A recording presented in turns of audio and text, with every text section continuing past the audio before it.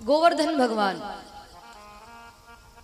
का हम लोगों ने पूजन किया, गोवर्धन नाथ का, और कथा श्रवण की थी। और ब्रजवासी तो भगवान को ही अपना सब कुछ मानते हैं, कन्हैया की बात को कभी टालते नहीं थे, मना नहीं करते थे। तो कन्हैया के कहने पर ही उन्होंने इंद्र की पूजा छोड़ दी और गिरिराज जी की पूजा की। जाकर के परिक्रमा लगाई 7 कोस की गिरिराज जी की, उनको स्नान कराया, मानसी गंगा महारानी के जल से भोग लगाया। तो सब बोले ब्रजवासी कि लाला तेरे गिरिराज को हम भोग लगा रहे हैं, तूने तो कहा था कि वो प्रकट होकर के हमको दर्शन देगा, प्रकट होकर हमारा भोग पाएगा, पर देख तो तेरा गिरिराज तो प्रकट ही नहीं हुआ। भगवान ने कहा कि देखो वो भगवान है, ऐसे ही प्रकट थोड़ी हो जाएंगे। और भगवान भोग लगाते हैं तो जब आप भी भोग लगाएं अपने घर में, भोग लगाने के बाद या तो कुछ पर्दा कर देना चाहिए, पर्दा हो तो पर्दा कीजिए, किसी प्रकार का कोई आड़ होना चाहिए, क्योंकि भगवान पर्दे में ही भोजन करते हैं, किसी के सामने नहीं करते। तो भगवान कृष्ण बोले, कन्हैया बोले ब्रजवासियों से कि तुम चाहते हो कि गिरिराज जी प्रकट होकर भोग पाएं, प्रकट तो वो हो जाएंगे, पर तुम ऐसे टकटकी लगाकर देख रहे हो तो वो कहां से प्रकट होंगे। पहले मन में भाव तो लाओ कि गिरिराज जी हम हमारे घर से भोजन बना करके लाए हैं, जो भी रूखा सूखा हम लाए हैं उसको आप पाइए। कुछ भाव तो अपने मन में लाइए, तभी तो भगवान प्रकट होते। भाव से भगवान को पुकारो, आंख बंद करके पुकारो। जैसे ही सब ब्रजवासियों ने आंखें बंद की, गिरिराज जी का ध्यान किया, तो उसी समय एक रूप से तो भगवान कृष्ण बन करके बैठे हैं, कन्हैया बनकर ब्रजवासियों के पास बैठे हैं। दूसरे ही क्षण तुरंत कन्हैया ने 4 भुजाएं धारण कर ली और गिरिराज जी के रूप में भगवान प्रकट हो जाते हैं। बोलिए गिरिराज महाराज की। भगवान कृष्ण ही गिरिराज जी हैं और कोई नहीं, गिरिराज जी कृष्ण ही तो है। 4 भुजाएं धारण करके प्रकट हुए। लाओ ब्रजवासियों भोग लेकर आओ। आंख खोलकर देखा ब्रजवासियों ने तो गिरिराज जी प्रकट हो गए। प्रणाम किया और अपने अपने घर का भोजन भगवान को 56 प्रकार का भोग बनाया था, अपने अपने घर का भोजन भोग लगाने लगे। और भगवान भाव के भूखे हैं। जब भाव से ब्रजवासियों ने भोग लगाया तो भगवान ने ये नहीं देखा कि मेरे सामने कितना भोजन रखा है या भोजन में क्या है। भगवान ने केवल उनका भाव देखा और भाव के कारण भगवान अपने चारों हाथों से भोग पाने लगे। 4 हाथ थे भगवान के, तो चारों हाथों से भगवान भोग पा रहे हैं। लाओ ब्रजवासी और भोग लाओ, और भोग लाओ, मांग मांग कर भगवान गिरिराज जी भोग पा रहे हैं। क्योंकि भाव से जो व्यक्ति भगवान को भोग लगाता है या कोई वस्तु अर्पण करता है, तो भाव का भोग भगवान ऐसे ही लगाते हैं। फिर वो समय नहीं देखते कि समय कितना हो गया मुझे भोजन करते करते। आपको पता है 3 दिन लगातार भगवान ने भोजन किया, सुबह से शाम, रात्रि, सुबह शाम रात्रि। 3 दिन हो गए गिरिराज जी को भोजन पाते पाते। 3 दिन लगातार भगवान चारों हाथों से भोग पा रहे, चारों हाथों से। भगवान कृष्ण का एक मित्र है जिसका नाम था मधुमंगल। तो वो मधुमंगल कन्हैया को अपने पास बुलाकर बोलने लगा कि लाला ये बता, तेरा ये गिरिराज कितने दिनों से भूखा है? तेरा गिरिराज कितने दिनों से भूखा है? कन्हैया बोली, अरे भैया ऐसे क्यों कह रहे हो? अरे देखना 3 दिन हो गए इसको भोजन पाते पाते, ये सब खा जाएगा क्या? हमारे लिए कुछ बचाएगा कि नहीं प्रसाद, कि सब खा जाएगा? कन्हैया बोले, लो कर लो बात। जब गिरिराज जी प्रकट नहीं हुए थे तो तुम लोग नाटक कर रहे थे और खूब चिल्ला रहे थे कि कब प्रकट होंगे, कब भोग पाएंगे। अब जब प्रकट होकर भोग पा रहे हैं तो ये भी तकलीफ कि कितना भोग पाएंगे, पाने दो ना, तुम्हारा क्या जाता है। और तुमने भाव से भोग लगाया है तो भाव का भोग तो ऐसे ही लगता है, पाने दो। और देखो भगवान आपके हमारे लिए प्रसाद भी बचाएंगे, ऐसा नहीं है कि वो सब खा जाएंगे। पर अच्छे लग रहे हैं वो भोजन पाते हुए, तो पाने दो। गिरिराज जी प्रकट होकर के भोग पा रहे थे।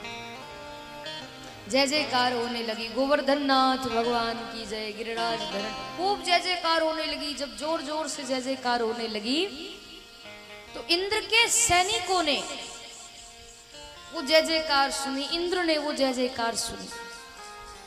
इंद्र ने अपने सैनिकों से पूछा कि क्या जो मैं सुन रहा हूं वो तुम भी सुन रहे हो? सैनिक बोले हाँ महाराज, जय जयकार की आवाज तो आ रही है। इंद्र ने कहा कि जाकर देखो तो सही किसकी जय जयकार हो रही है। सैनिक जाकर के देखने लगे तो देखते क्या है कि भगवान कृष्ण ही, कन्हैया ही गिरिराज जी के रूप में वहां भोग पा रहे हैं बैठकर। सारे ब्रजवासियों ने इंद्र की पूजा छोड़ दी और गिरिराज जी की पूजा कर रहे हैं। सैनिकों ने जाकर जवाब दिया, महाराज कोई कन्हैया नाम का बालक है, उस बच्चे ने आपकी पूजा तो बंद करा दी और वो खुद भगवान बनकर बैठा है, अपनी पूजा करा रहा है ब्रजवासियों से। अच्छा, इंद्र ये बात उनको पता थी कि वो बालक और कोई नहीं, साक्षात भगवान नारायण ही कृष्ण बनकर आए हैं। कृष्ण ही तो गिरिराज है। पर इंद्र को अपने पद का इतना अभिमान था, इतना अहंकार था, अभिमान के कारण वो भूल गया कि कृष्ण ही भगवान है। उसको लगा कि कोई साधारण सा बालक होगा, साधारण सा बालक है, मेरी पूजा बंद करवा कर खुद की पूजा करवा रहा है। मेघमालाओं को आदेश दिया, जाओ ब्रजमंडल में जाकर ऐसी बारिश करो, ऐसी वर्षा करो, पूरा ब्रजमंडल डूब जाए। मेरी पूजा बंद कर दी, जाओ ब्रजमंडल में जाकर बारिश करो। बारिश होने लगी। पहले तो थोड़ी थोड़ी बारिश हो रही थी, फिर धीरे धीरे बारिश बढ़ने लगी, मूसलाधार बारिश हुई। बारिश होने लगी तो ब्रजवासी इधर उधर दौड़ लगाने लगे, भागने लगे। अरे कन्हैया हमें बचा, तूने कहा था ना कि इंद्र की पूजा छोड़ दो, देख हमने तेरे कहने से इंद्र की पूजा छोड़ दी। अब इंद्र क्रोधित हो गए, इंद्र ने ही सब गड़बड़ी करी है, अब तेरे गिरिराज से बोल कि हमारी रक्षा करे। भगवान ने कहा चिंता मत करो, घबराओ मत, गिरिराज जी हमारी रक्षा करेंगे। छोटे से कन्हैया ने, 7 वर्ष के कृष्ण ने अपनी छोटी सी उंगली के नाखून पर 7 कोस लंबे चौड़े गिरिराज पर्वत को धारण कर लिया। आ जाओ ब्रजवासियों, सब इस पर्वत के नीचे आ जाओ, मैं तुम्हारी रक्षा करूंगा। सब पर्वत के नीचे आ गए, पर्वत धारण कर लिया भगवान ने, गिरिराज पर्वत। बोलिए गिरिराज धरण की जय। गिरिराज पर्वत धारण कर लिया। सारे ब्रजवासी, ग्वाल बाल, गोपियां, नंद बाबा, यशोदा मैया सब उस पर्वत के नीचे आ गए। कन्हैया ने उनकी रक्षा की।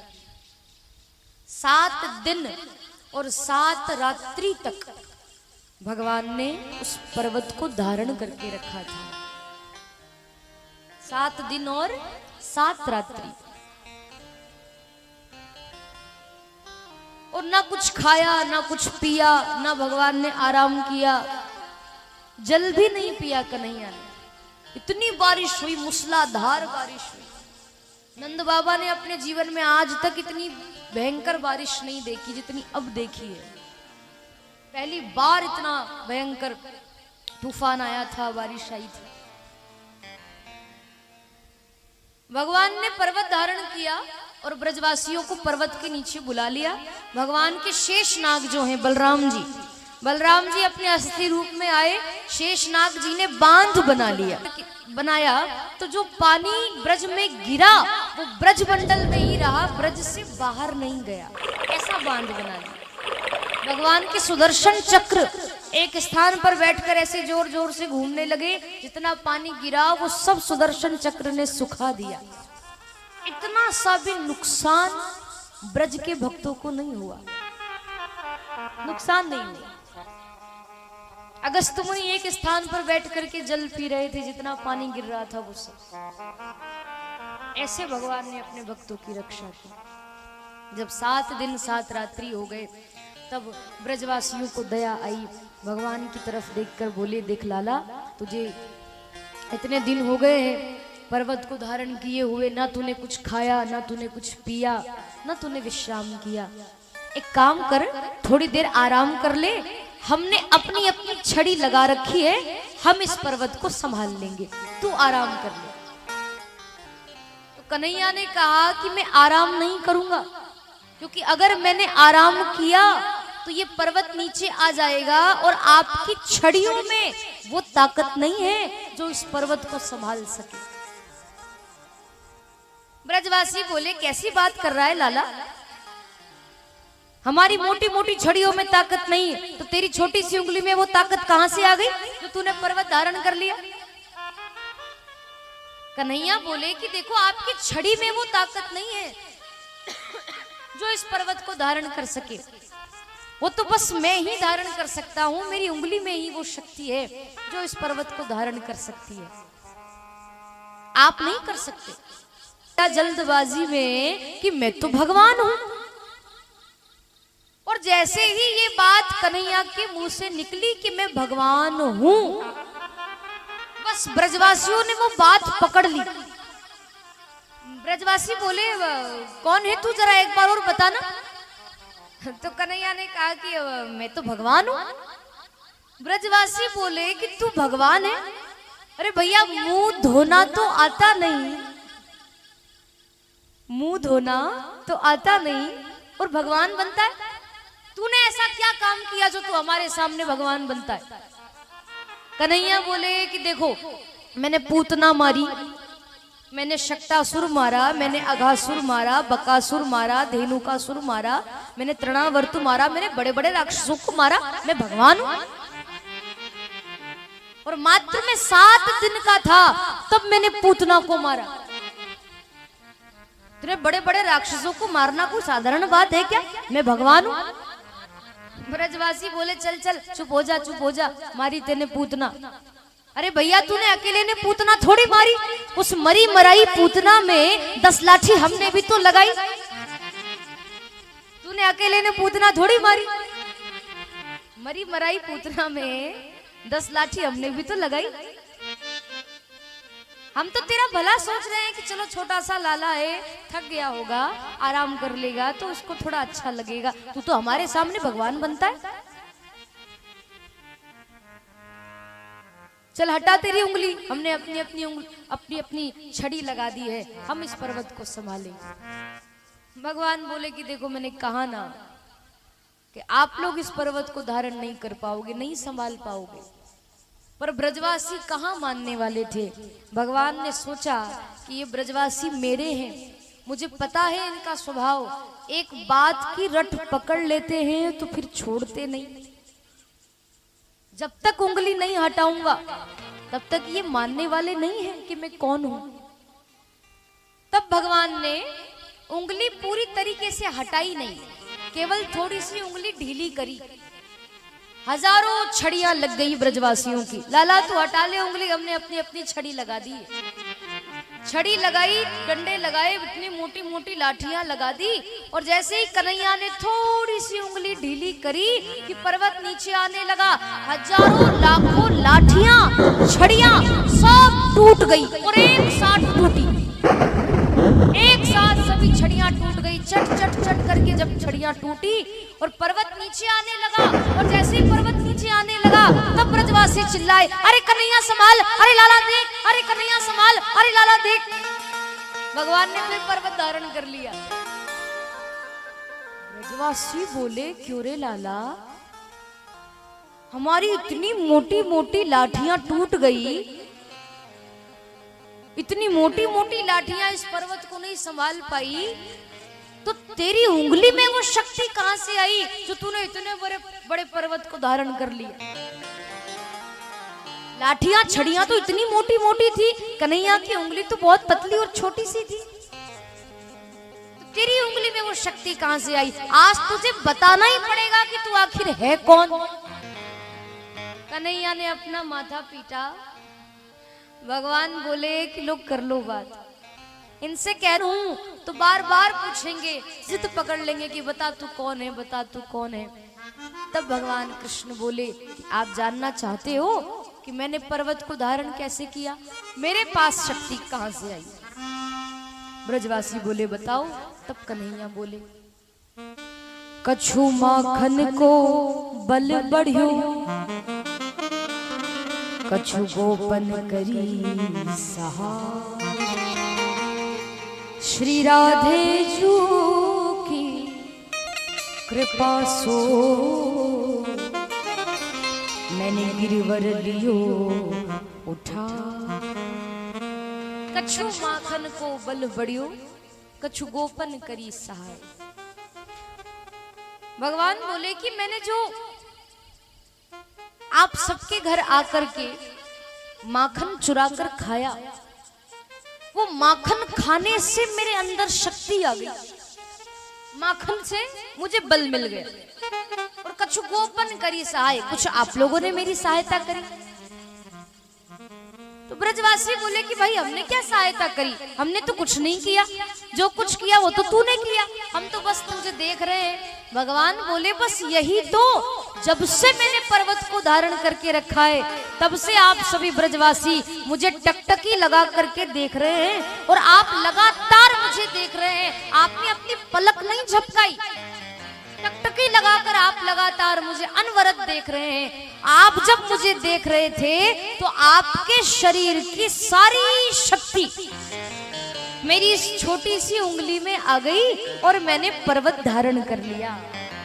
आपके शरीर की सारी शक्ति मेरी उंगली में आई और मैंने पर्वत धारण कर लिया।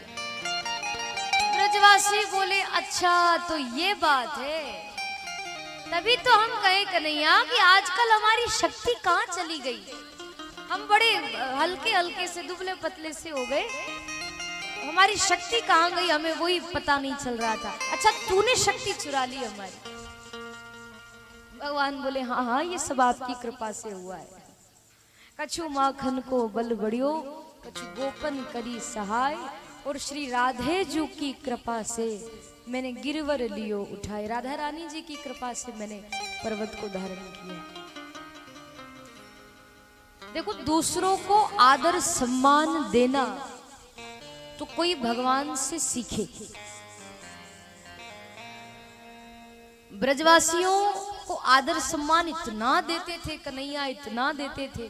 ब्रजवासी तो कभी कभी कन्हैया को गाली भी दे देते थे, तू तुकारे से बात करते, क्योंकि वो तो अपना मित्र मानते थे ना, सखा मानते थे। भगवान बड़ा आदर करते। इंद्र ने अपने सैनिकों से कहा कि जाओ ब्रजमंडल में जाकर देखो, पूरा ब्रजमंडल डूब गया हो तो फिर बारिश बंद करवा दो। सैनिकों ने जाकर देखा तो देखते क्या है कि ब्रजमंडल में तो धूल उड़ रही है, एक बूंद भी पानी नहीं था, एक बूंद पानी नहीं। सैनिकों ने जाकर कहा कि महाराज आपने इतनी बारिश कराई, वहां तो धूल उड़ रही है। इंद्र ने ध्यान लगाकर देखा कि देखो तो सही ब्रजवासियों की रक्षा आखिर किसने की। तो इंद्र देखते क्या है कि वो कृष्ण, वो कन्हैया और कोई नहीं, साक्षात भगवान नारायण है, जो कृष्ण का रूप धारण करके वहां विराजमान थे, अवतार लेकर आए हैं द्वापर युग में गोकुल में। इंद्र को बड़ी ग्लानि होने लगी, बड़ा बुरा लगने लगा कि मैंने भगवान के ब्रजवासियों के साथ बहुत गलत किया है, भगवान पर विश्वास नहीं किया।